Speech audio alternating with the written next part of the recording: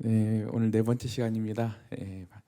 오늘 그리스도 안에 우리 에베소서 네 번째 시간인데 제목은 부르심이 합당한 삶을 살라. 그러니까 키워드가 두 개죠. 부르심이고 삶이에요. 그 연결해주는 단어가 합당한이라는 단어거든요. 그리고 오늘 본문 에베소 4장인데 오늘 그 시작은 이제 그러므로로 시작을 하거든요. 이 구조는 봤죠? 언제 봤어요? 로마서 8장 시작할 때, 그죠? 그때 접속사 운으로 시작한다고 했죠. 그 영어로는 대어포로 번역이 됐는데 앞에 있는 내용들을 다 종합했을 때, 앞에 있는 모든 내용들을 다 더투어서 종합했을 때 나오는 결론이죠. 그래서 오늘 이렇게 시작을 하게 됩니다.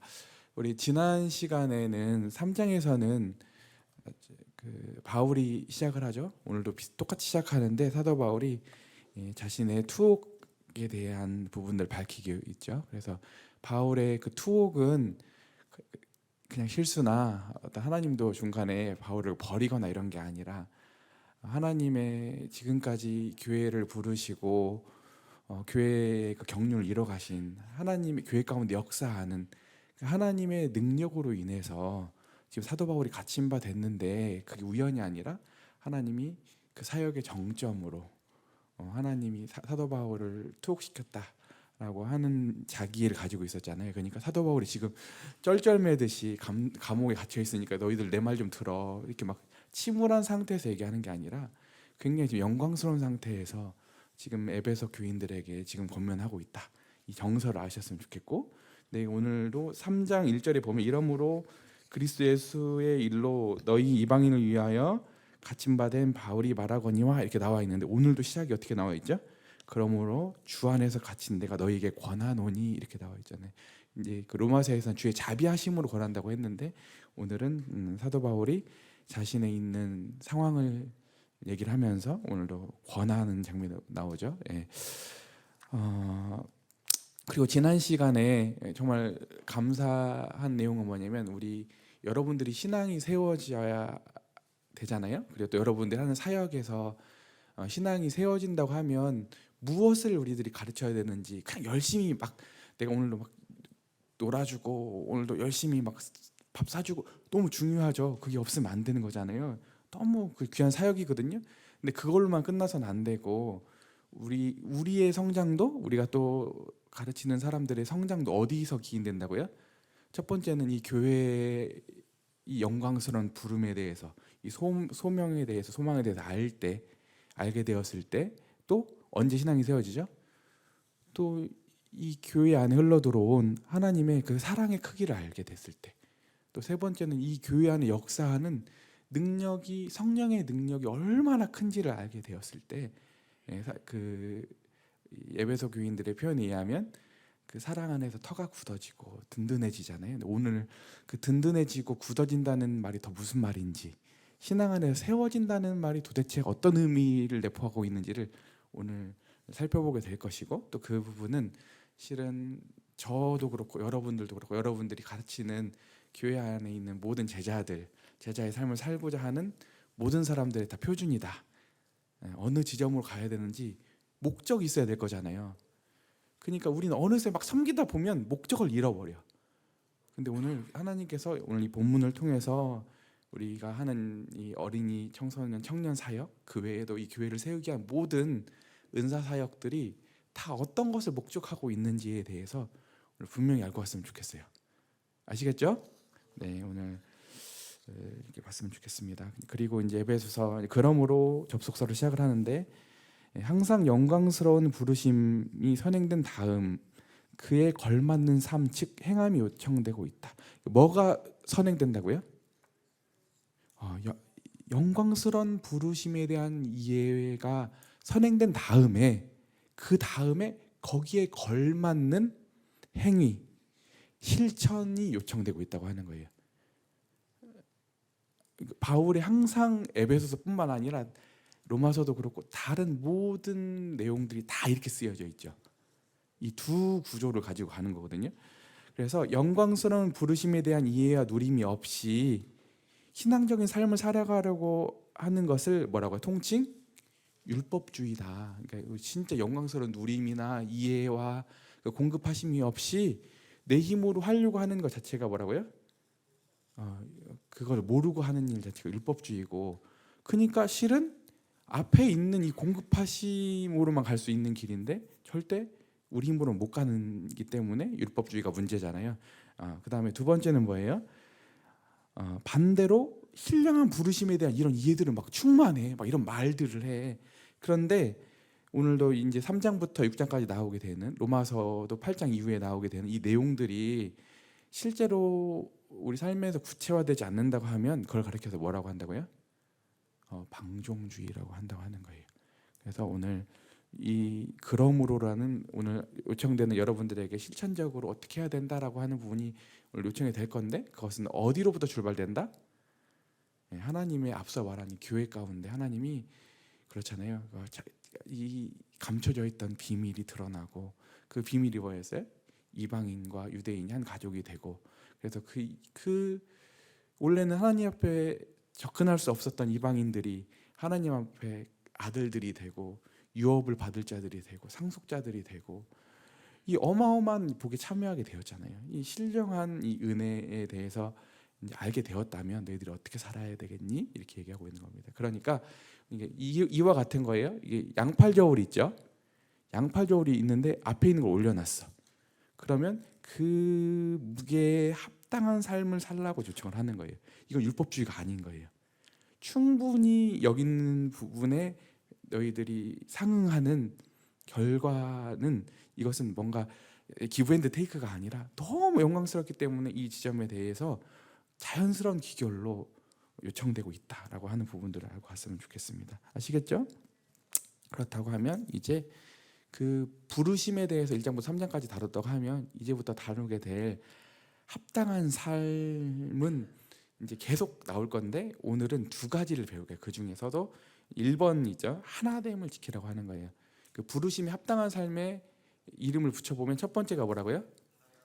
하나됨을 지켜라라고 하는 거고, 두 번째는 뭐냐면 오늘 이제 여러 가지가 앞으로 다루게 될 거예요. 이제 5장에서도 나오고 6장에 나오게 될 건데, 오늘 두 번째는 하나됨을 허무는 옛사람을 버리고 새 사람을 입는다는 것의 의미는 무엇인가로 이렇게 두 파트로 나누게 됩니다.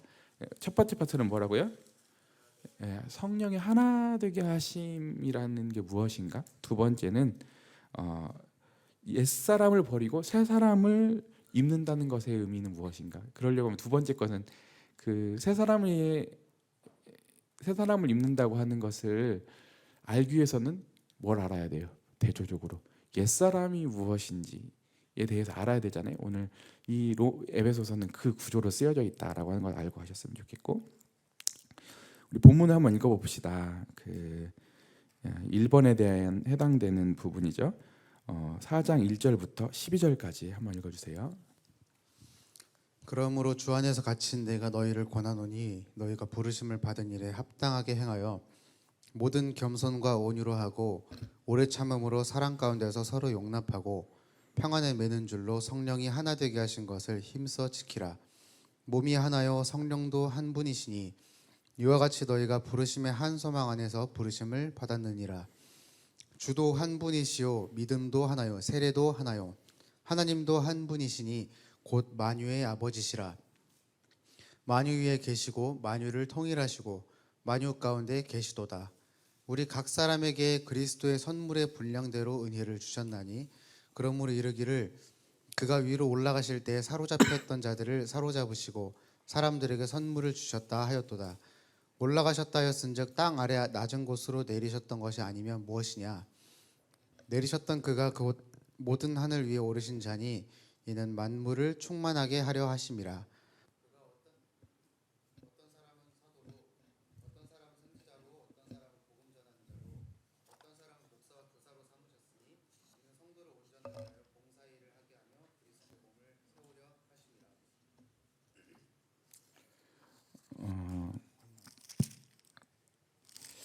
이제 오늘 첫 번째 이제 하나됨을 지키라라고 하는 부분에 있어서, 성령의 별명은, 성령은 하나 되게 하는 영이에요.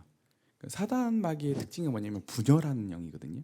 그래서 오늘 성령의 하나 되게 하심을 지키라고 하고 있는데, 이제 1절이 프린트물 따라갑시다. 1절에 보면 부르심을 받은 일에 합당하게 행하여라고 하는 내용들이 아까 다시 한번 반복하지만 1장부터 3장까지가 나오게 되어 있고 부르심에 대한 설명이 그죠? 이 부르심에 대한 설명이 2절부터 6절까지 아니 부르심에 대한 설명 1장부터 3장까지 나와 있고 2절부터 6절까지는 뭐예요? 합당히 행한다는 것이 도대체 뭐야라고 설명을 하고 있는데 그 부르심이 합당히 행한다는 것은 성령이 하나 되게 하신다는 것을 지킨다라고 하는 거예요. 뭐라고요? 성령이 하나 되게 하신 것을 지킨다. 누가 주체예요? 우리가 열심을 가지고 하나 된 게 아니죠. 이미 하나님이 주도적으로 하나 되게 하신 거죠. 성령이 하나 되게 하신 거죠. 우리가 착각하면 안 돼요. 하나 되게 하는 것을 우리들이 만들어낼 수 있는 재간이 없어요. 우리가 만약 분열이 있을 때 우리가 우리 힘과 우리의 어떤 스킬이나 우리의 인간적 본성과 자원으로는 하나 될 수가 없어요. 근본적으로 인간은 그럴 수가 없거든요. 그게 된다는 얘기가 의인이란 얘기예요. 우리 죄인들이 모였기 때문에 안 돼요. 우리 스스로는 안 되는 거거든요. 그래서 이 일은 누가 주도적으로 하나 되게 하시는 거냐면 성령께서 하나님이 주도적으로 하신다고 하는 건데 그 하나님께서 하나 되게 하셨는데 어떻게 하나 되게 하셨죠? 제가 가장 큰 분열의 지점들이 어디냐면 유대인과 이방인이었는데 예수님께서 그 맡긴 남을 허시고 하나님이 더 나아가서 이 땅과도 화목하게 하시고 하나님이 모든 피조 세계를 하나님께서 다 화목하게 하시는 분이시잖아요. 다 연결하시는 분이시잖아요. 그런데 하나님께서 이 하나됨의 극치가 이 교회 안에 드러나는데 이 교회 안에 드러난 하나됨을 지키기 위해서는 첫 번째는 뭐냐면 겸손이에요. 뭐라고요? 겸손해야 된다. 아까도 부르심에 합당한 우리의 처신과 태도가 뭐다고요? 첫 번째, 겸손. 겸손이 뭐예요? 남을 높이는 것, 나를 낮추는 거잖아요.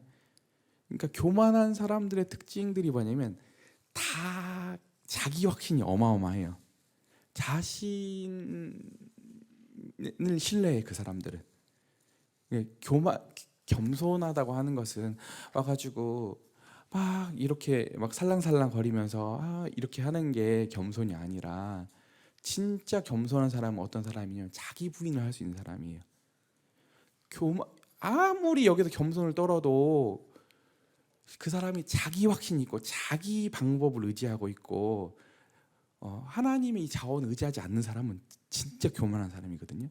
여기서 말하는 교만은 막 목 힘주고 이런 교만을 얘기하는 게 아니라 성경에서 말하는 근본이 뭐냐면 성경에서 교만하다고 했을 때 언제 이 교만을 갖다 붙이냐면 겸손을 어때 갖다 붙이냐면 교만은 하나님의 일하심이 아닌 자기 힘으로 하는 거고요. 겸손은 뭐냐면 하나님의 역사에 하나님의 일하심에 내가 부분이 되는 거예요. 이게 겸손이거든요. 아시겠어요? 그러니까 우리가 이제 하나님으로부터 이제 성령으로 이제 하나 되게 하셨는데 그것을 지키기 위해서는 그 부르심에 걸맞는 삶을 살기 위해서 첫 번째 요청되는 게 겸손이라고 하는 거예요. 겸손. 두 번째는 뭐예요? 온유예요. 온유라고 하는 단어는 그냥 여기서도 막 그냥 힘할 게 없고 막 이리 치리고 저리 이게 온유가 아니라 성경에 말하는 온유의 개념은 힘을 제어할 수 있는 더 강력한 힘이에요. 그러니까 진짜 화내야 될 때 화내고 더 부당하게 화내지 않고 성경에서 화내는 것 자체가 나쁜 건 아닙니다. 오늘도 본문에 살펴볼 거지만 화가 다 나쁜 건 아니에요. 대신 화가 조절되어야 돼요.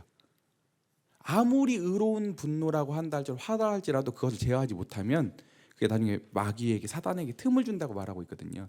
그래서 이 온유는 뭐냐면 실은 힘이 없는 무력한 상태를 얘기하는 게 아니라 그 화를 다스릴 만큼 더 강력한 내면적 힘을 얘기하는 거예요. 아시겠죠? 세 번째는 뭐냐면 오래 참음이에요. 오래 참는다고 하는 건 뭐냐면 아까 힘을 조절할 뿐만 아니라 나중에 이제 못 버티면은 폭발해 버리죠. 폭발하면 안 되거든요. 폭발하면 폭발한 사람이 진짜 나쁜 사람이에요. 그건 판을 깨는 사람이거든요. 교회 안에서 제일 경계해야 되는 사람은 뭐냐면 여기서 부르르 떨고 화를 내버리면 더 이상 판이 깨져요. 근데 성경에서 말하는 이 오래 참는다고 하는 것은 뭐냐면 그 순간을 넘길 수 있는 거예요. 아시겠어요? 예, 그래서 이 오래 참음이 중요해요. 우리가 이제 주님 안에서 하나하나 여러분들이 성장해 간다고 하는 것은 이 덕목들 하나하나 여러분들의 성품으로 갖춰가는 거거든요. 저도 마찬가지고요. 저도 부족하거든요.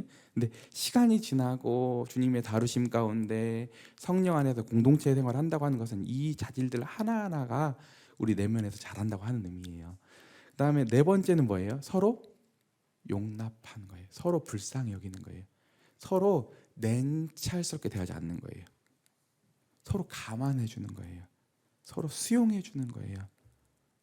나중에 가보면 이게 또 연결되거든요. 예, 나중에 이게 뒤에 가보면 그 옛사람이 행하는 행동 중에서 악독이 나오는데 이 용납이 없기 때문에 이 악독으로 가게 돼요. 이 악독이 무엇인지 뒤에 설명을 해드리겠습니다. 아시겠죠? 그래서 이 앞에 겸손, 온유, 오래 참음, 서로 용납하면 뭐예요? 이거를 다 묶어서 하는 말이 뭐냐면 사랑 가운데 행해라.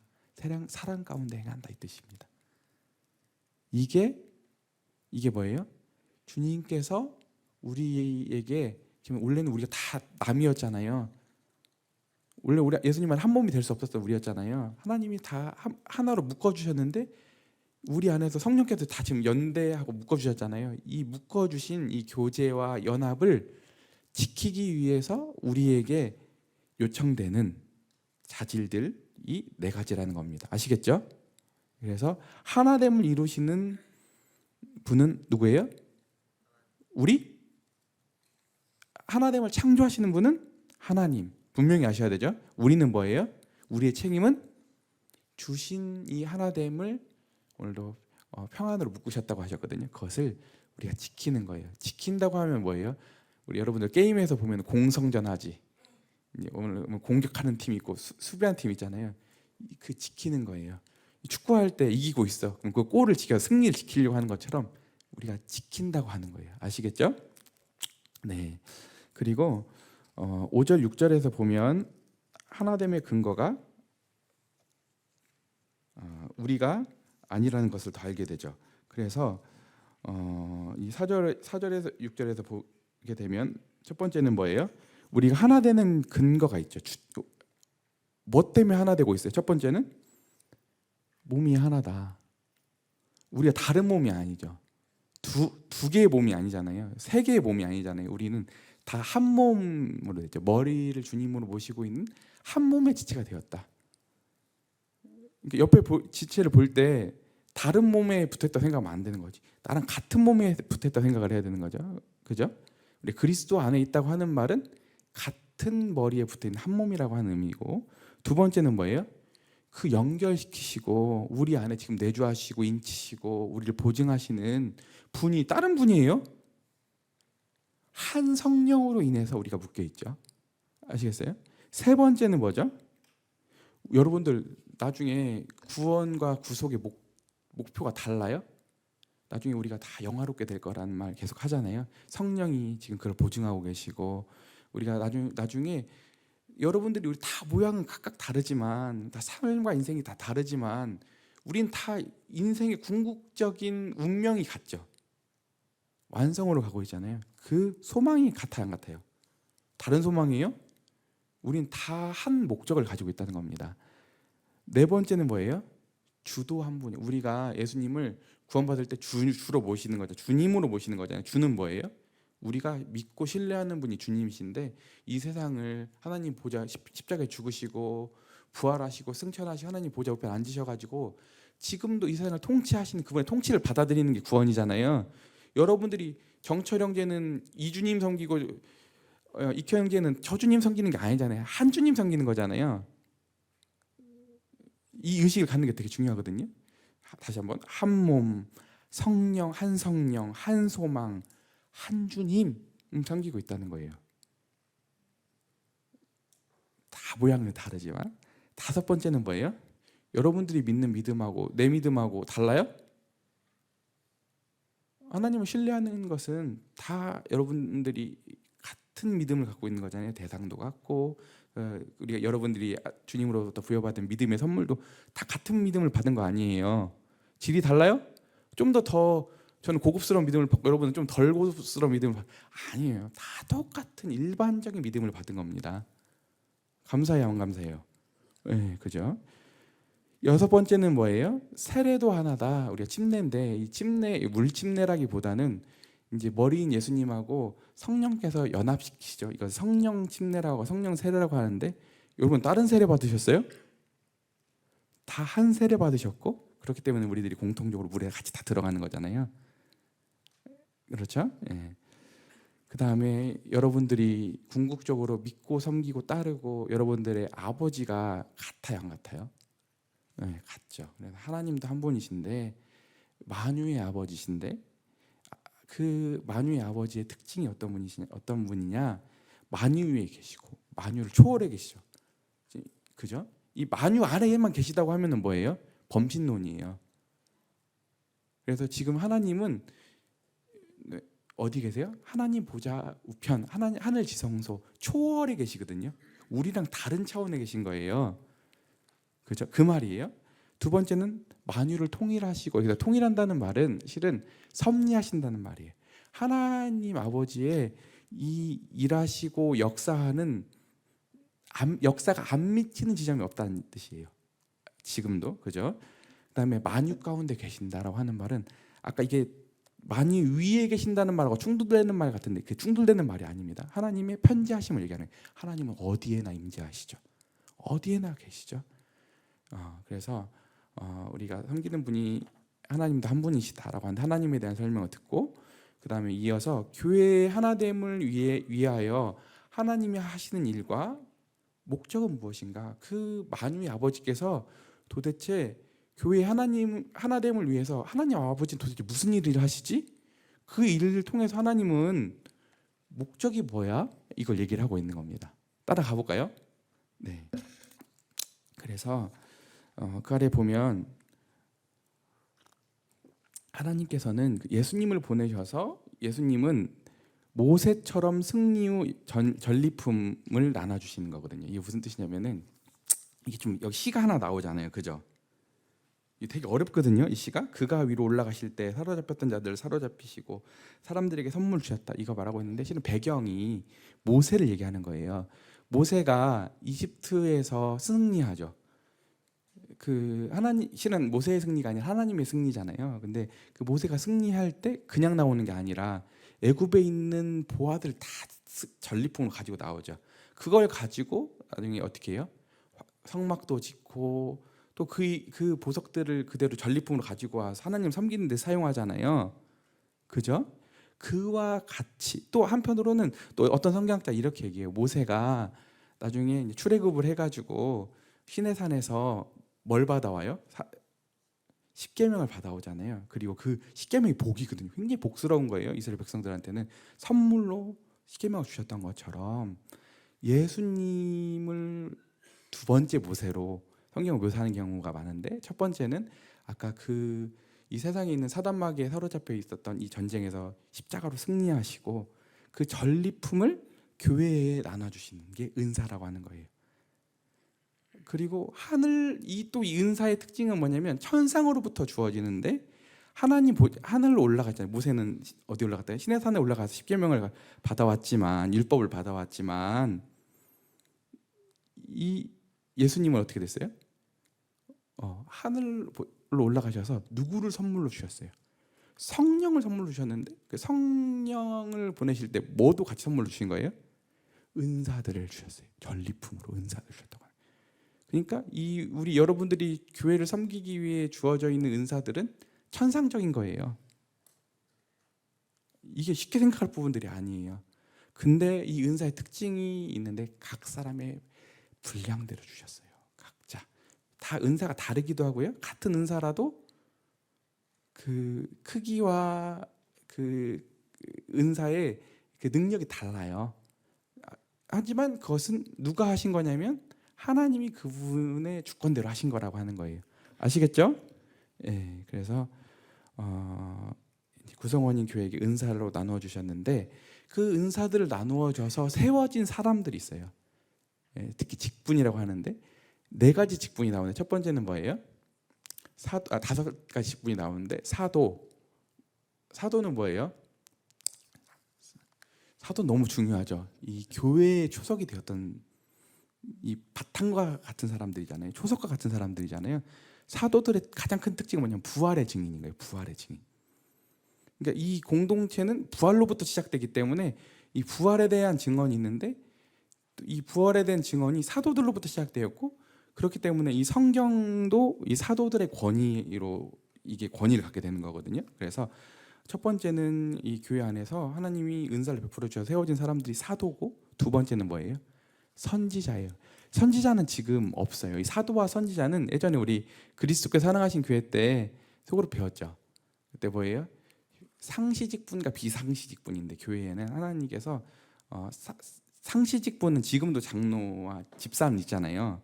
근데 지금 사도와 이 선지자, 이 복음 전도자는 이게 지금도 상존한다고 보는 사람이 있고 이때 있고 없어졌다고 보는 사람들이 나뉘긴 하는데 어쨌든 이 사도와 선지자들은 교회 초기에 이 교회가 나갈 방향이 있잖아요. 하나님의 직접적인 계시를 받고 교회가 아직 성경이 완성되기 전에 교회가 든든히 세워지기 전에 하나님께서는 이 사도와 선지자들을 세우셔가지고 교회를 나아갈 방향도 알려주시고 교회에게 계시도 해주시고 그러니까 다 완성되지 않았었잖아요. 그때 당시에는 왜냐면 예수님 모시고 올라가시고 나셨어도 아직 이방인이 들어오는 것도 사도 바울을 통해서도 더 드러나게 되고 이게 계속 이게 고정돼 있는 게 아니라 계속 역사로 드러나잖아요.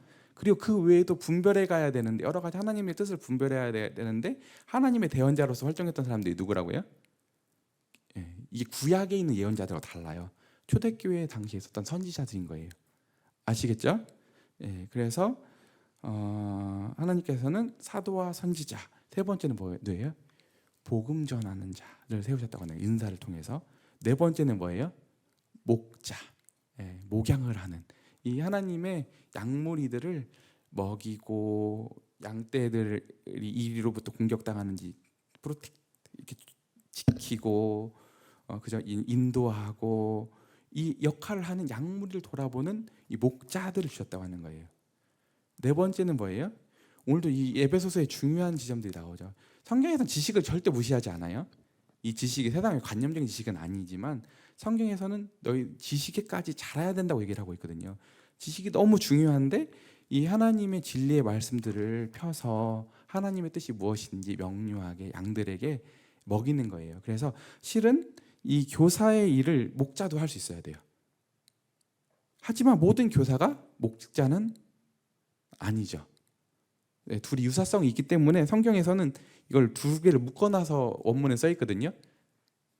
그래서 어떤 사람들은 교사와 목자가 같다고 보는 해석자들이 있는데 그건 좀 무리인 것 같고 둘이 굉장히 역할이 중첩되고 유사성이 있기 때문에 같이 묶어놓은 거지만 다른 거거든요. 아시겠죠? 그리고 이제 이 사람들이 하나님이 사도, 선지자, 복음 전하는 자, 목자, 교사를 성령의 은사를 통해서 세우셨는데 이 사람들이 하는 일이 뭐예요? 성도를 온전하게 하는 일. 그러니까 꼭 이걸 좀 더 확장해가지고 여러분들의 은사도 어떤 데 사용하는 거예요? 여러분들을 막 자랑하고 막 정철랑 막 찬양인도 하니까 막 자매님들이 막 저번에 전청 때 막 내 인기 막 드러내려고 하는 거야? 아니죠. 형제가 그렇다는 얘기가 아니라 그러려고 하는 거 아니잖아. 오늘 너 내가 찬양 엄청 좋아. 그래서 막 오늘 막 사람들이 은혜 받는 것 같아. 그래서 자아도취에 빠지려고. 진짜 은사 아니지 그거는. 은사는 어디다 쓰라고 하는 거예요?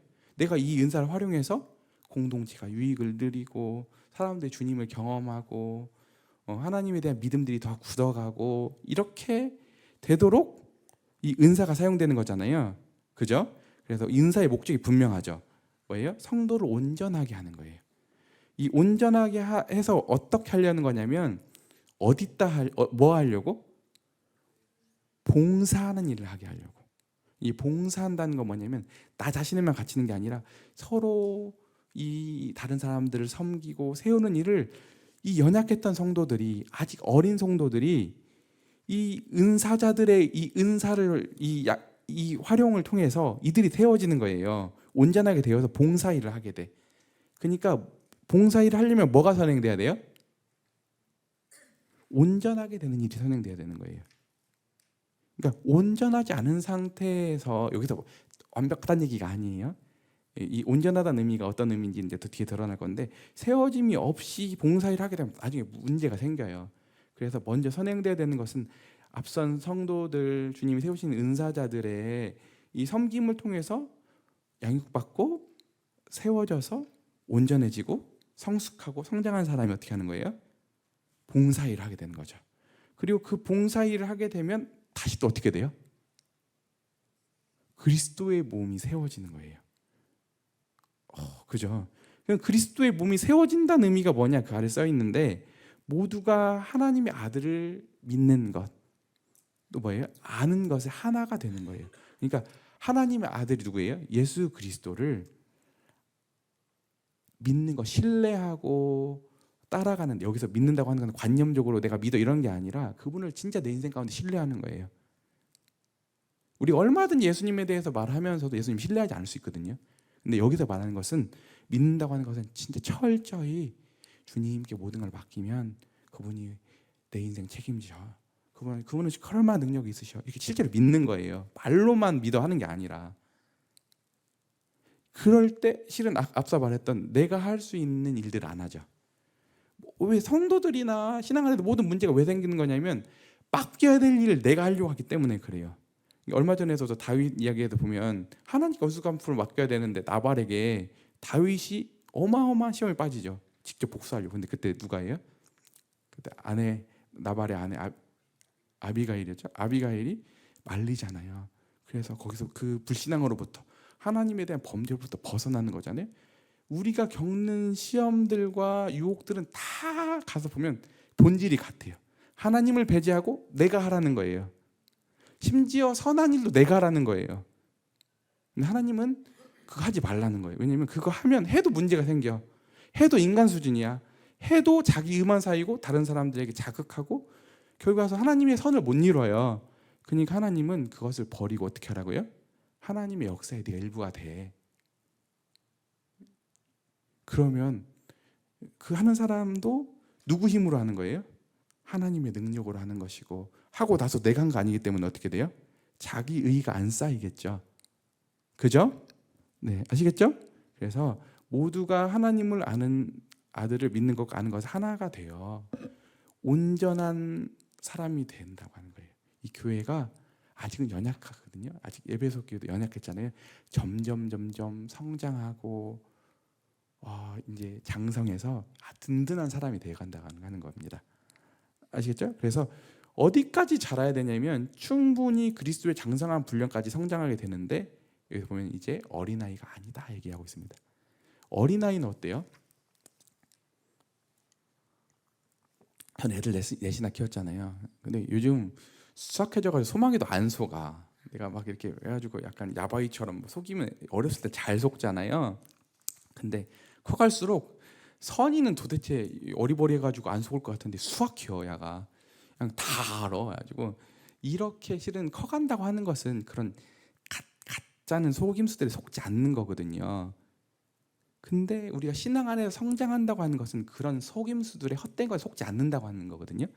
그래서 모두가 하나님을 아들 믿는 것 아는 것에 자라서 온전한 사람이 된다고 하는 의미는 뭐냐면 사람들의 속임수, 간사한 유혹에 빠지지 않게 되어서 즉 온갖 교훈, 여기서 온갖 교훈은 뭐냐면 세상에 있는 여러 가지 철학들이나 아니면 이단적 사조나 이런 것들에 꿈쩍도 안 하는 거예요.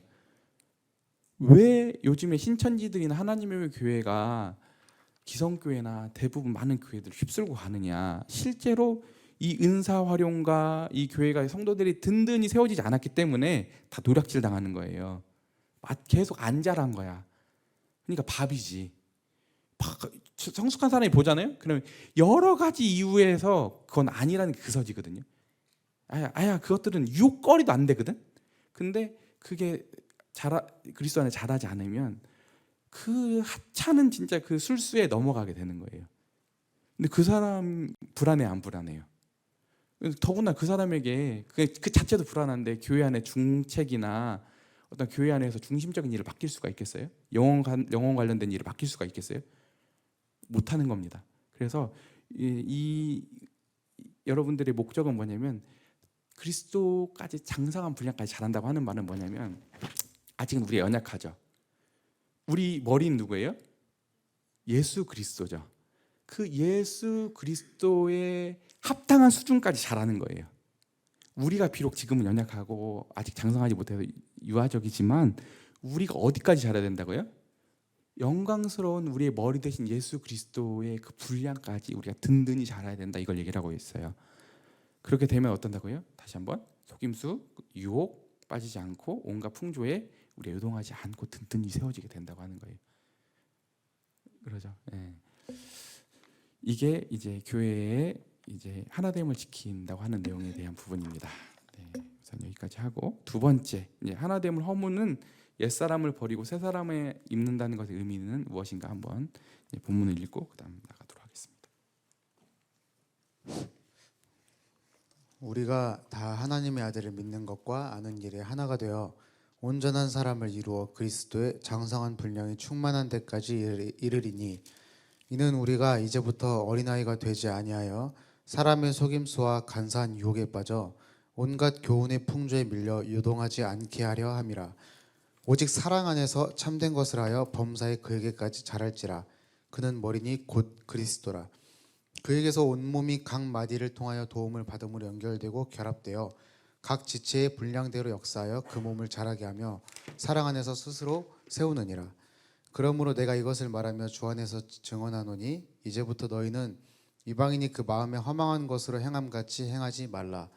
그들의 총명이 어두워지고 그들 가운데 있는 무지함과 그들의 마음이 굳어짐으로 말미암아 하나님의 생명에서 떠나 있도다. 그들이 감각 없는 자가 되어 자신을 방탕에 방임하며 모든 더러운 것을 욕심으로 행하되 오직 너희는 그리스도를 그같이 배우지 아니하였느니라.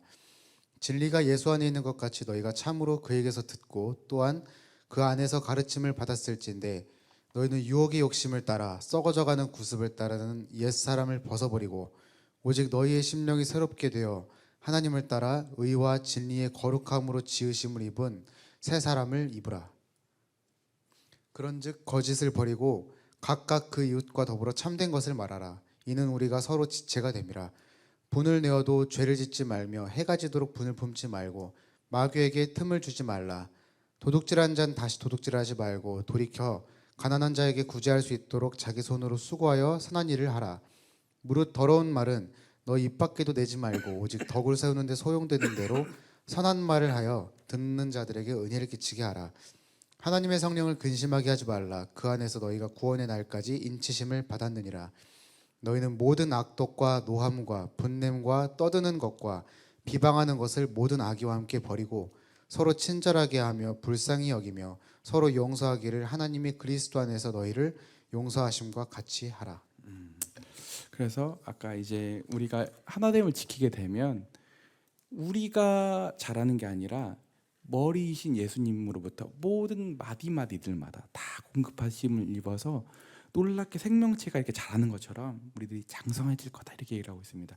이제 그러면서 이제 이 허무함, 이 하나됨을 허무는 옛사람을 버리고 새 사람을 입는다는 것은 뭐냐면, 첫 번째는 그 옛사람은 도대체 뭐냐? 옛사람은 이방인들의 행하는 것과 같다고 하는 거거든. 이방인들, 하나님 모르는 사람들이.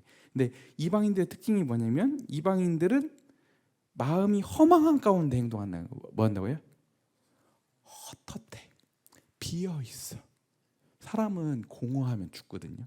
실은 그 이방인 사람들은 지금 온통 살아있는 것처럼 보이지만 그들은 그 속이 비어 있어서 하나님으로 안 채워져 있어가지고, 그 사람들은 지금도 가서 보면 여러 가지 우리들이 허울 가지고 세상 것들로 채워서 그렇게 살아가지만 그 안에서 가서 보면 이 허무가 그 사람을 존재를 지배하고 있어요. 그렇게 되면 어떻게 되냐면, 두 번째 나타나는 게 뭐예요? 허망한 가운데 행동을 해. 그 사람들이 그냥 행동하는 게 아니라 그 사람들의 동기는 뭐예요? 허무거든요. 근데 허무한 가운데 행동하는 사람들의 그 다음 이어진 특징이 뭐냐면, 총명이 어두워져. 이성적 작용을 제대로 못하게 돼요.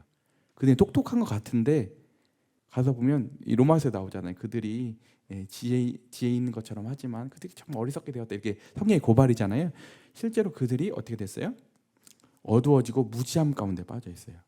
더 나아가서 그 무지가 그 무지의 어두움이, 그 무지의 칠흑 같음이, 깜깜함이 그 사람의 마음을 완고하게, 하나님의 말씀이 들려지더라도 반응할 수가 없어. 너무 딱딱해가지고 신선함도 새로움도 그 사람은 발견하지 못해요. 그래서 이것을 가리켜서 뭐라고 하냐면 하나님의 생명에서 떠나 있다. 이 생명은 그냥 이게 이런 생명이 아니라 뭐냐면 영생, 하나님의 통치, 하나님의 살아계신 간섭으로부터 그냥 떠나 있다. 그래서 그 사람이 어떻게 되었다? 감각 없는 자가 되었다. 그래서 그 감각 없는 자가 되어서 사리 분별을 못할 뿐만 아니라 자신을 방탕에, 여기 뭐라고 써 있어요? 본문에서 보면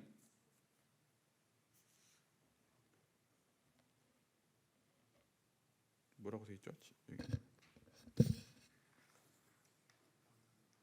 방탕이 방임이라고 돼 있는데, 이 원문에 보면은 예전에 제가 파라두담이라고 하는 단어 기억나요? 언제 써 있죠? 하나님을 거부하니까 하나님이 내어버려 두사 있잖아요. 그리고 또 언제 쓰였죠? 또 아까 예수님의 그 아담에게서도 옮길 때 쓰는 거, 통치를 바꾸는 거거든요. 내어주는 거거든요. 그때 거기서 하나님이 내어버려 주셨다고 했지만 오늘 여기 본문에서 보면 누가 내어버려 주는 거예요? 자신을 스스로 방탕에 내어버려 준다. 여기서는 이 방탕이라고 하는 것은 성적 유혹이 있다 포함한 모든 성적 욕망으로 포괄하는 인간의 모든 욕망을 얘기하는 거예요. 그래서 모든 더러운 것을 욕심으로 행해 그 사람은. 그러니까 이 세상에서 하나님 보실 때, 우리 편에서는 아니야, 하나님 보실 때 부패하고 냄새나고 썩어지고 하나님이 정말 끔찍하게 싫어하는 것들을 어떤다고요? 그런 것들을 끌어모으려고 탐욕스러워진다고 하는 거예요. 계속 그 탐욕이 그 사람을 계속 지배하기 때문에 그 사람은 끝이 없어. 하나님 아닌 것들로 채우려고. 끔찍하잖아요, 그죠? 그러지 않아요? 나만 끔찍한가? 그렇게 되는 겁니다. 그래서 이제 이게 이방인들의 상태였죠. 쉽게 말하면 로마서 1장 2장에 해당하는 부분이잖아요. 지금 이 부분이, 그죠? 같은 내용이에요. 그래서 이제 우리는 여기로부터 옮긴 바 되었죠. 우리는 구원받았죠. 우리 새 사람이 되었죠. 그래서 우리 고린도전서 5장 17절에 보면 뭐예요? 그런즉 그리스도 안에 있으면 새로운 피조물이라, 이전 것은 지나갔으니 보라 새 것이 될 것이다. 되어라 되었도다. 이미 우리는 예수님 안에서 새로운 피조물이 되었다라고 하는 거예요. 그러니까 이것은 지나간 세월로 족한 거예요. 이렇게 사는 방식은 안 맞는 거예요. 우리 부르심에 우리가 이제 아주 놀랍게 되었으면 우리가 그에 걸맞는 품위를 갖춘 옷을 입어야 되는데, 우리가 있는 신분에 안 맞는 너무 거역스러운 옷을 입는 거라니까요. 안 맞는 거라고 하는 거예요. 그래서 이제 옛사람을 버리고 새 사람을 입는다는 것에 대한 의미가 그 다음에 나와 있는데, 우리 삶과 신앙에 대해서 17절부터 19절까지 이방인처럼 살도록 배운 적이 없다 이렇게 얘기해요. 너희들 그리스도를 이렇게 배운 적이 없다. 이렇게 해서 누가 살라고 하더냐. 우리 언제 배웠어요? 예수님 믿을 때 성령님 오시죠? 성령님 오실 때 우리가 예수님과 연합했잖아요. 이때 다 배운 거예요.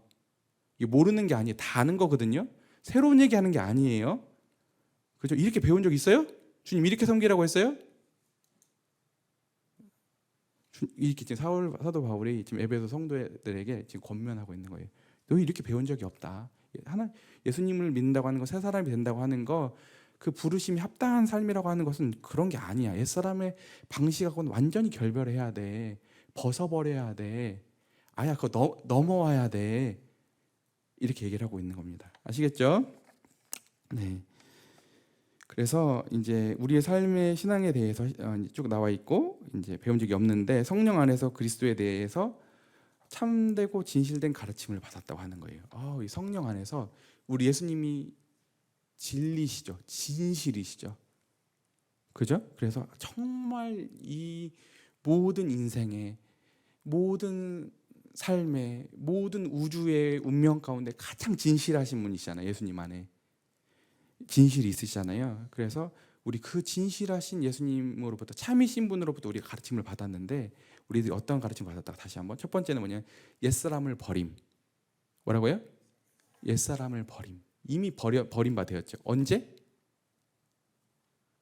예수님하고 십자가에 못 박힐 때 내 옛자 아담 안에 묶여 있었던 옛사람 여기서 이렇게 작동할 수밖에 없었던 옛사람은 이미 십자가에 지금 못 박아야 돼요? 이미 박은 거라니까요. 박았대요. 여기서도 과거로 써 있어요. 과거로. 앞으로 해. 지금 해라. 이런 명령이 아니라 이미 옛사람을 버려라. 버렸다고 하는 거예요. 버렸다고. 과거로 돼 있어요. 그다음에 두 번째는 뭐예요?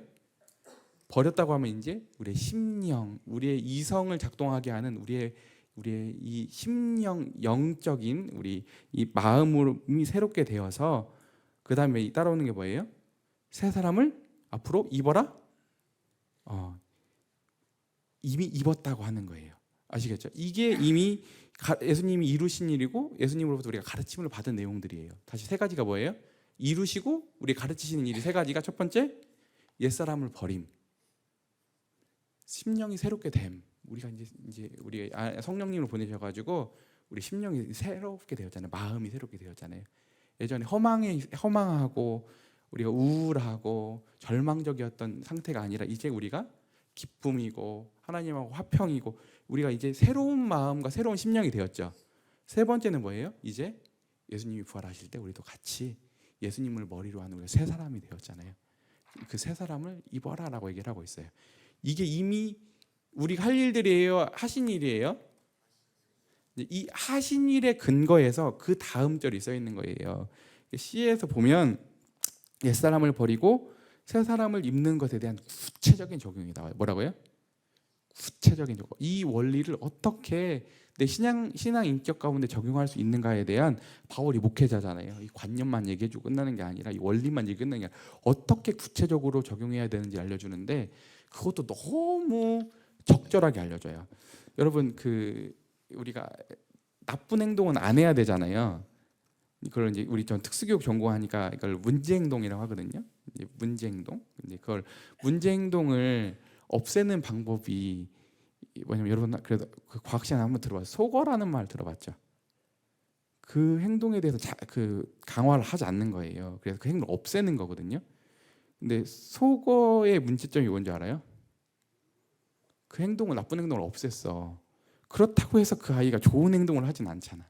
그 나쁜 행동이 또 다른 걸로 당장 그 행동을 없애줄 수 있지만 다른 행동을 나올 수 있거든요. 그래서 교육에서도 나쁜 행동을 없애는 것만 목적이 아니라 긍정적인 행동을 형성시켜 주는 게 더 중요해.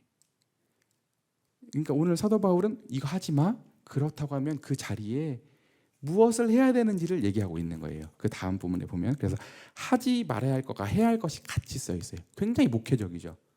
자상하죠. 그래서 첫 번째는 뭐라고 하고 있냐면 거짓을 버려라. 너희들 성도들하고 교제할 때 이면적으로 하지 마라. 거짓말로 하지 마라. 그러니까 이게 굉장히 악한 거거든요. 이 거짓말의 여러 형태들이 있죠. 사람들 이간하는 거, 사람들 진실하지 않은 거, 뒤에서 다른 저의를 품는 거, 이거 다 거짓이거든요. 이거 다 누가 쓰던 방법이에요? 옛사람이 쓰던 방법이라니까. 이거 버리래요, 하나님께서. 하나님이 이거 너무 혐오하시고 하나님 싫어하신대요. 이게 그냥 가만히 대고 넘어갈 수 있는 게 아니래요, 하나님이. 두 번째는 뭐냐면 그럼 해야 될 것이 뭐예요? 성도들하고 참되게 교제하래요. 하나님의 말씀으로 진실되게 그 사람을 위해서 다른 거 섞지 말고 진짜 참되게 교제하래요. 왜냐하면 거짓으로 하잖아요. 그러면은 결국 누구 손해라는 거예요? 자기 얼굴에 침 뱉는 거다. 왜냐하면 우리가 다 지체이기 때문에 그래요. 그 거짓으로 인해서 만약에 이렇게 거짓을 하잖아요. 이면적으로 하잖아요. 그럼 다음에 이 사람 알아요, 몰라요? 사람은 다 알아요. 그러면 이 사람은 나중에 또 어떻게 돼요? 이 사람에 대해서 또 거짓하겠죠. 그러면 이 공동체가 서로 와해가 되겠죠. 그러니까 우리가 진짜 진실돼야 돼요. 아시겠어요? 이면적으로 이렇게 하고 저렇게 하고 사람은 모를 것 같아도 시간이 지나면 다 아는 법입니다. 아시겠죠? 네, 그래서 우리가 이것은 지체이기 때문에 우리가 거짓을 행하는 것은 나를 해야 하는 거다. 이렇게 얘기하는 거고, 두 번째는 뭐냐면 분을 내어도 죄를 짓지 말고. 그러니까 분을 낼 수는 있다는 거죠. 분을 내는데 실은 분을 내게 되면 이 분이 사단 마귀에게 활용돼서 죄까지 나아가는 거예요. 왜냐하면 이 분이라고 하는 분노라고 하는 것은 이걸 계속 품고 있으면 아무리 의로운 분노라고 하더라도 죄에 취약할 수밖에 없어요. 그래서 분을 내는 사람들 가서 보면 분명히 실수하고 있는 거고 지금 잘못하고 있는 지점이 있는 거예요. 그 사람은 그걸 보면 알 수 있어요. 왜냐하면 분이라고 하는 것이 그냥 그걸로 끝나는 게 아니라 죄로 취약하게, 죄에 대해서 면역이 약화되게 돼 있고 그 다음에 반드시 그 죄로 이어지게 하기 때문에 그래요. 그래서 분을 내어도 뭐 하지 말라고요? 죄까지는 짓지 마라. 왜냐하면 분노도 정당한 감정이에요. 근데 그것을 필요 이상으로 하나님이 원하시는 방법대로 사용하지 않고 제어를 못하면 그게 사단에게 틈을 내주는 게 되는 거라니까요. 그래서 해가 지도록 분을 품지 말고 이렇게 나와야죠. 언제까지? 그러니까 우리는 해가 지도록 그날 끝날 때까지 분 품지 이런 뜻이 아니라, 해가 진다고 하는 날은 무슨 뜻이에요? 유대인들은 해가 진 때부터 그 다음 날 시작이 되는 거예요. 우리랑 시간이 달라요. 그러니까 새로운 날 시작할 때는 그때까지 분을 가지고 가지 마. 그날 분노는 그날 처리를 하고 그 다음 날까지 해서 계속 네가 그 분노를 네 마음 가운데 품지 마. 이렇게 얘기하는 겁니다. 아시겠죠? 그렇게 되면 뭐 하게 되는 거라고요?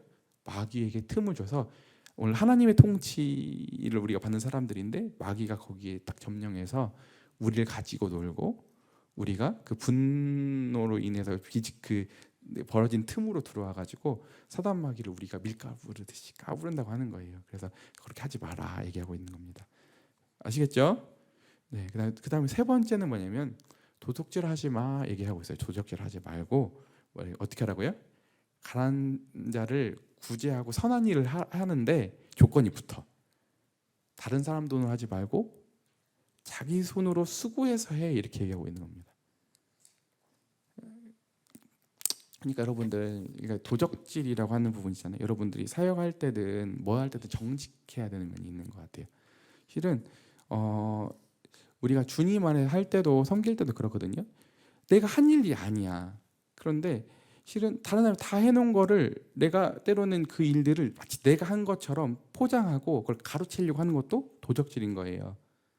그러니까 여러분들이 실제로 영혼들을 섬기고 우리가 인정받으려고 하는 건 아니지만 열매를 우리가 맺어갈 때 성도들이 그걸 보고 인정하고 이런 거잖아요.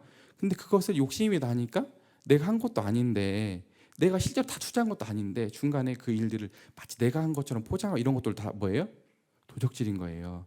그래서 우리가 주님 섬길 때 실제로 하나하나 영혼들을 찾아가서 내가 하나하나 우리가 잘 쓰는 표현이죠. 벽돌 한 장 쌓고 실제로 그 영혼을 진짜 진시로 자식을 키우듯이 그렇게 해가지고 하는 게 열매지, 이렇게 열매가 맺어지는 게 아니라고 하는 거예요.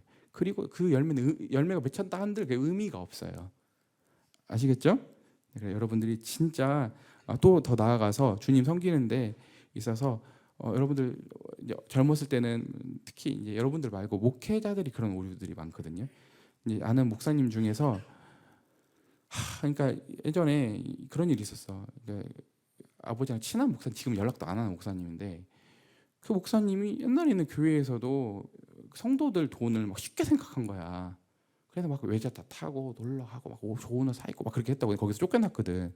근데 이제 전주로 왔어. 전주에 와서도 와가지고 보면 하고 다니는 게 뭐냐면 막그 교회에 있는 그 여성분들이잖아요. 자꾸 얘기해가지고 자기 해외여행 가는 거 이렇게 지원받고 막 그렇게 다니더라고. 딱 우연치 않게 유인관님이랑 우린 선교지 태국 가는데 딱 만났네.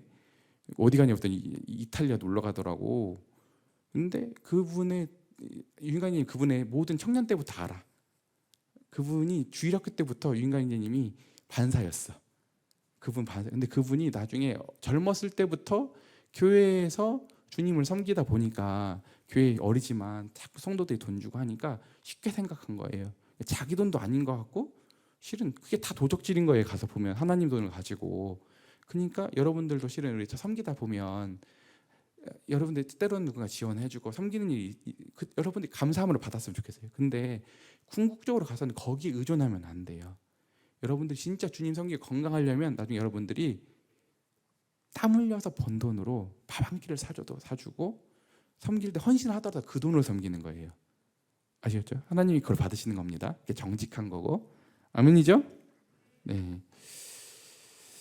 그리고 이제 더러운 말을 너희 입 밖에도 내지 말라. 그러면서 반대로 이 행동은 하지 말고 더러운 말이잖아요. 사람들을 불쾌하게 하고 사람들 이간하고 사람들 오해하게 하고 사람들 꼬이게 하고 사람들 원망하게 하고 이런 더러운 말은 뭐라고 입 밖에도 내지 말라고요. 이 성경에서 이 야고보서도 그렇고 복음서도 그렇고 이 입술의 힘에 대해서 얘기하고 있거든요. 말의 힘이 어마어마해요. 말의 힘이 사람을 죽이기도 하고 살리기도 하잖아요. 말 한마디에 천년빛도 갚는 거잖아요.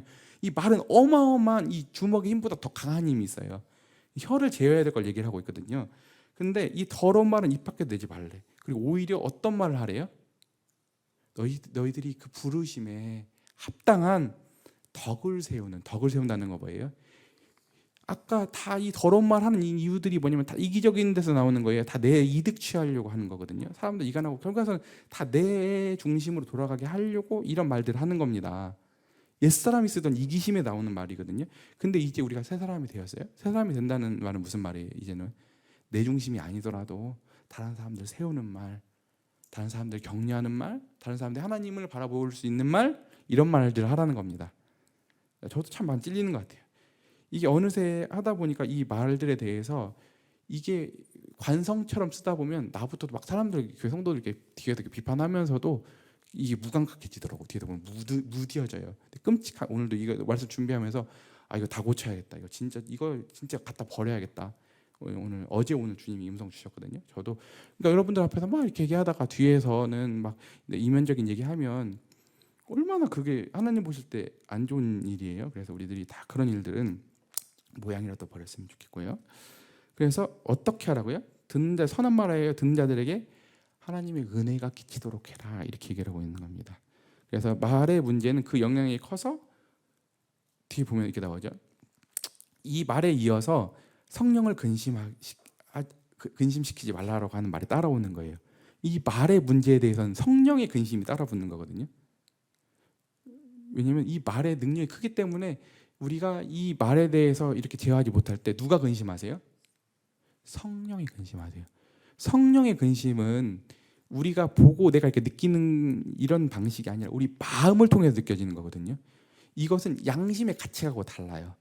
실은 내가 잘 해놓고도 성령님께서 불편하실 수도 있어요. 근데 양심은 그렇지 않거든. 내가 잘하면 그냥 양심의 가치가 없어지거든요. 근데 때로는 내가 하나님의 뜻대로 하지 않고 하지만 그 일이 틀린 일이 아니야. 그런데 그 일은 성령님께서 안 해서 불편해.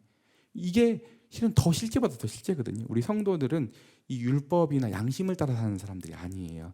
양심을 무시하는 사람들은 아니지만 율법을 무시하는 사람들은 아니지만 그것을 초월해서 뭘 따라 사는 성령을 기쁘시게 해드리고 성령을 화통하게 해드리고 반대로 성령을 근심하지 않게 해드리는 겁니다. 앞에 있는 일들은 성령을 근심하게 한다는 말인데 여기에 근심이라는 단어는 어떤 정도의 지금 강도를 쓰고 있는 거냐면 하나님이 근심하신다고 하는데 이 표현에는 배우자가 외도했을 때 상대방이 느끼는 그 절망감을 얘기하는 거예요. 우리가 이렇게 행동할 때 성령님께서 이렇게 느끼신다는 거예요.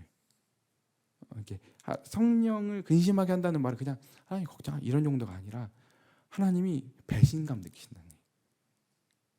하나님의 정서가 그렇대요.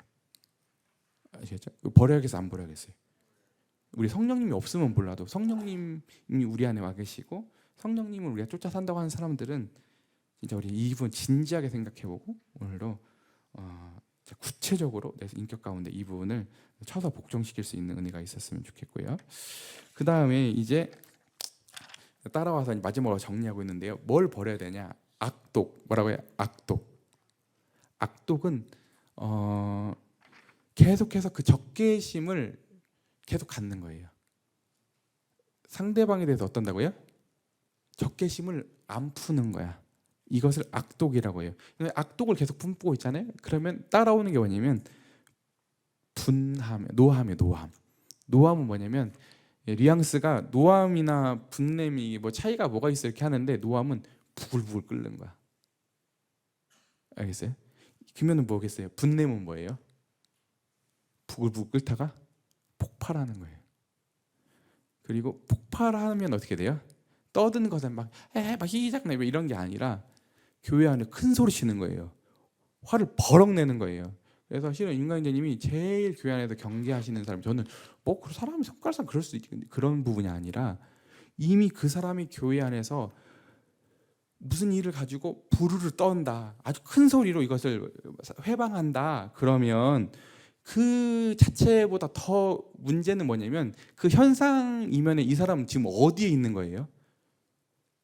성령의 지배는 온데간데 없이 지금 이방인이 쓰는 삶의 방식 중에서 지금 극치에 가 있는 사람이에요. 그 사람은 무슨 일을 할지 모르는 사람인 거예요. 그 사람이 엄청 위험한 사람인 거예요. 이해되시겠어요? 그래서 유희관님 항상하실 때 다른 건 다 몰라도 교회 안에서 이렇게 함부로 하는 사람들은 안 된다. 이게 그 사람들 찍고 그 사람들이 뭐 잘못했다 이렇게 우리 아량이 없어서 그런 게 아니라 그 사람의 해악과 그 사람의 상태가 얼마나 끔찍한지 알겠죠? 그래서 더 나아가서 이제 얘기하는 이것도 버리려고 하는데 비방하는 거. 비방은 뭐냐면 뒤에서 얘기해가지고 그 사람의 명예나 그 사람의 존경을 실추시키는 것을 비방이라고 하는 거예요. 아시겠죠? 세 번째는 뭐예요? 악의를 버려라. 모든 이 악의 뿌리인 악의를 버려라. 그다음에 그렇다고 이제 우리는 뭘 해야 되냐고 반대로 얘기를 하고 있죠. 뭐예요? 서로 친절해라. 서로 유용한 사람이 되라. 서로 보고 싶은 사람이 되라. 이렇게 얘기하는 거거든요. 불쌍히 여겨라. 그 사람에 대해서 내찰스럽게 하지 말고 감안해라. 그 사람 편에 헤아려 봐라. 이렇게 얘기하는 거고요. 그다음에 세 번째는 뭐예요? 서로 너희들이 받아라. 받는데 하나 돼야 되는데 받아야 되는데 여기서 하나 되면 뭐냐면 그냥 무조건 하나 되는 게 아니에요. 그냥 성경에서 말하는 하나됨이란 거예요. 좋아해요. 뭐라고요? 좋아. 다양한 사람들이 서로 용납함을 하나로 묶이는 거거든요. 그래서 서로 용납해라. 그래서 교회 안에서의 그 세상에서의 하나됨과 세상에서의 권력은 다른 것들이나 이질적인 것들, 특히나 약한 것들에 대한 폭력적이거든요. 아시겠어요? 세상에 있는 하나됨과 권력은 허울은 좋은데 가서 보면 폭력적이에요. 근데 신앙 안에서의 하나됨은 뭐예요? 다름을 수용하는 거예요. 그러면서 각자의 자리를 인정해 주는 거예요. 물론 죄 이런 것도 우리가 거절돼야 되지만 우리들이 하나님 허락하신 다양한 은사, 다양한 캐릭터, 다양성에 대해서 어떻게 한다고요? 그걸 말살시키는 게 아니라 각자의 자리를 차지할 수 있도록 해준다라고 하는 것이고, 그래서 서로 우리가 근본적으로 용납하고 서로 받아야 되는데 왜 받아야 돼? 여기서도 우리 보고 받으라는 게 아니고 우리가 실력이 좋고 우리가 마음이 넉넉해서 받으라는 게 아니라 먼저 선행되는 게 뭐예요? 하나님이 이방인이었던 너희, 원래는 외인이었고 언약 밖에 있었고 이방인들로부터 너희들이 무시당했고 너희들이 정말 하나님의 그 은혜를 받을래야 받을 수 없는 너희들 조건 가운데 있었지. 근데 너희 하나님이 너희들을 받아주셨지. 하나님이 너희를 받아주신 것처럼 너희도 내 형제에 대해서, 내 지체에 대해서 서로 받아라, 용서해라, 용납해라 이렇게 말씀을 하고 있는 겁니다. 아시겠죠? 그래서 오늘 다시 한번 뒤에서 하나됨을 허무는 옛사람을 버리고 새사람을 입는다는 것은 뭐예요? 먼저 옛사람은 아까 이방인들의 행함이었고 이방인들이 행하는 것처럼 하지 말아라. 그래서 옛사람을 버리고 새사람을 입는데 옛사람을 버리고 심령이 새롭게 되고 새사람을 입는다고 하는 것은 아까 구체적으로 아까 어떻게 해야 되는지 거짓을 버리고 성도를 참되게 교제하고 분을 내어도 해가 지도록 분을 품지 말고 마귀에 틈을 주지 말고 도둑질을 하지 말고 가난한 자를 구제할 때 내 힘으로 수고하여서 해라. 더러운 말은 어떻게 하라고요? 입 밖에도 내지 마라. 덕을 세우는 말을 하라. 그 다음에 악독, 노함, 분냄, 떠드는 거, 비방하는 것은 너희들이 어떻게 하라고요? 개나 줘버려라, 버려라. 아야, 이것들에 대해서는 너희들과 상관없는 사람들처럼 너희들이 선을 그서라. 그래서 어떻게 하라고요? 친절, 불쌍히 여김, 서로 용납함, 이것들이 너에게 맞는 옷이다. 너희들이 영광스럽게 실제적으로 이렇게 너희의 영광으로, 옷으로, 인격으로 하나하나 해봐라. 하나님이 기다려줄 테니까 너희들이 서로 있는 동안 처음부터 다 안 되거든요. 안 되면 또 해봐라. 내 형제에게 대해서 하나님이 또 기회 주시잖아요. 하나님의 넉넉하신 품 안에서, 이 공동체의 사랑 안에서 해봐라. 그러면 너희들이 하나님의 수준에 올 거다. 여기서 말하는 수준, 우리가 뭐 이 하나님처럼 우리가 같아지나 이런 뜻이라기보다는 하나님의 부르심, 우리가 신적 부르심이 있잖아요. 너희들이 하나님의 자녀로서 갖는 영광스러운 지점까지 너희들이 갈 수 있으니까 해봐라. 왜냐하면 우리가 하는 게 아니라 오늘 하나님 아버지께서 이 모든 자원과 성령을 주셨기 때문에 가능한 일이다. 우리에게 오늘 얘기하고 있는 부분입니다. 그래서 부르심에 어떤 삶을 살아? 합당한 삶을 살라. 이게 부담입니까? 영광이죠. 기쁨이고, 우리가 이 에베소서를 통해서 오늘 이 교회 안에 주신 이 영광스러운 인생에 대해서 우리들이 실제 오늘도 다시 머리로만 알고 가면 안 돼요. 우리가 구체적으로 적용해 볼 수 있는 우리 청년부 되었으면 좋겠습니다. 그러면 감사하게도 여러분들 나중에 다 되잖아요. 여러분들이 교회 안에서 다 내가 목적하는 바가, 내가 주님이 목적이시기도 하지만 내가 여러분들 오늘 가르치고 목적하는 바는 이 지점 갔으면 좋겠는 거예요. 여러분들이 그래야지 어디 가나 다 일꾼으로 다 쓰임 받지. 그러지 않아요? 그렇지 않은데 어떻게 쓰임 받아요? 그래서 여러분들이 이 풍조와 이런 거짓 가르침 흔들리지 않는 든든히 세워져 있는 하나님의 사람들로서 꼭 결실하게 되시기를 진심으로 기도하고 바랍니다. 아멘이죠? 네. 그러니까 하나됨이 너무 중요하죠. 왜냐하면 여기서 보면 이런 말이 아까 나왔죠. 믿는 것과 아는 것에 하나 되어 온전한 몸이 되어 가는데, 실은 신앙이 자라고 성숙해진다고 하는 것은 절대 개인적으로 될 수가 없어요. 단언컨대 될 수가 없어요. 공동체 안에서 같이 자라가는 거예요. 성경에서 말하는 신앙의 성숙은 반드시 이걸 전제하고 있기 때문에. 근데 하나됨을 깨트리는, 실은 그래서 성경에 보면 이 까나는 혀에 대해서 하나님이 엄청 혐오하세요. 왜냐하면 이 까나는 혀는 공동체 안에서 어마어마하게 이게 해악을 가져오기 때문에 그래요. 나중에 가면 이 하나됨을 깨기 때문에, 특히나 말과 관련돼 있잖아요. 그렇기 때문에 나중에 가보면 이게 교회가 그게 그 당시에는 그게 별로 문제를 못 느끼지만 그 일로 인해서 교회가 풍비박산이 날 수도 있거든. 서로 오해하게 돼. 그러면 그때부터는 이제 성장은 불가하고 우리 인간의 표현에 의하면 갈 데가 없어지는 거예요. 교회가 어려워지면. 그래서 우리가 항상 교회 안에서 우리가 하는 말들에 대해 다 눈치들 있잖아요. 이 파급이 어떻게 될지 스스로 생각하고, 스스로 제어하고, 스스로 덕을 이루고, 내 중심 말고 다른 사람을 세워주고, 이 교회가 잘 되는 일이라면 우리가 내가 때로는 오해받더라도 내가 때로는 그걸 감내할 수도 있고 말하지 않을 수도 있어야 되고, 그런 여러분들이 성숙한 그런 역할들을 여러분들이 군데군데서만 해줘봐.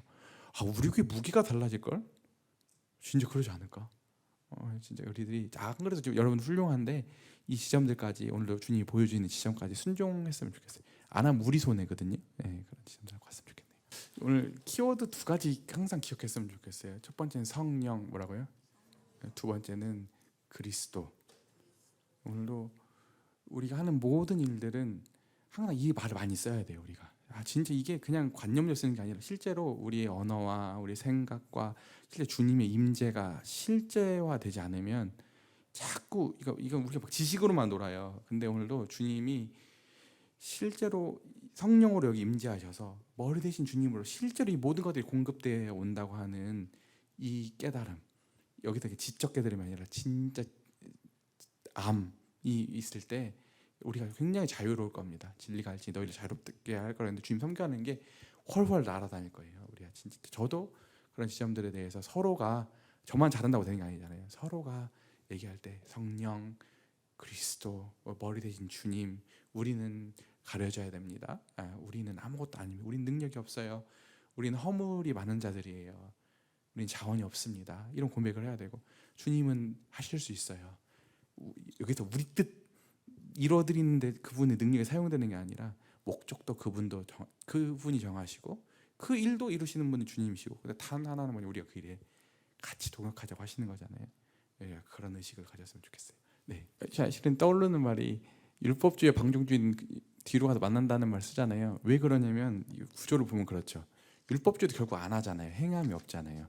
방종도 없잖아요. 어차피 겉으로는 율법주의는 하는 척 구라치는 거고 방종주의는 대놓고 안 하는 거고 합리화하는 거고. 그러니까 결국 안 하는 건 둘이 똑같다는 거예요. 결론적으로는.